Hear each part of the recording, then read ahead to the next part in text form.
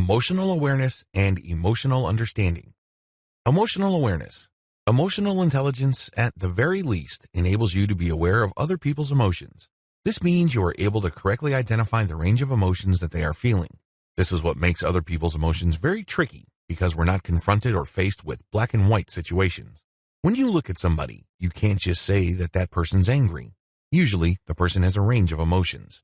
Maybe you're looking at somebody and they're feeling apprehensive, a little fearful, and quite shocked. Other people would have a different mix of emotions. People who have high emotional intelligence don't gloss over or dismiss these secondary or tertiary emotions. Correct emotional intelligence often boils down to getting a clear understanding of the mix of emotions somebody is feeling. It's so much easier and simpler to just say that a person is shocked and call it a day.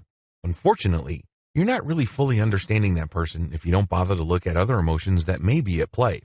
Another key component of emotional awareness is your own ability to be emotionally honest with yourself.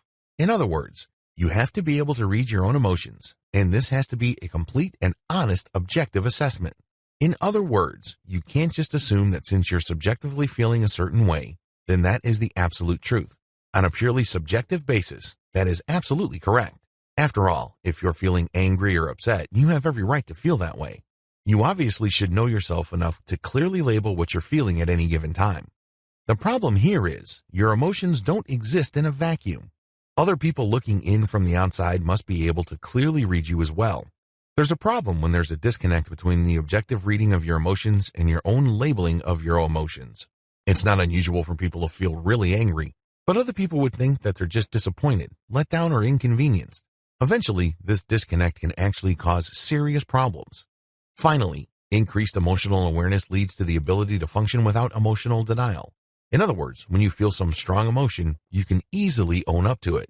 You're not making excuses for it, nor are you trying to pass it off as something else. Emotional understanding.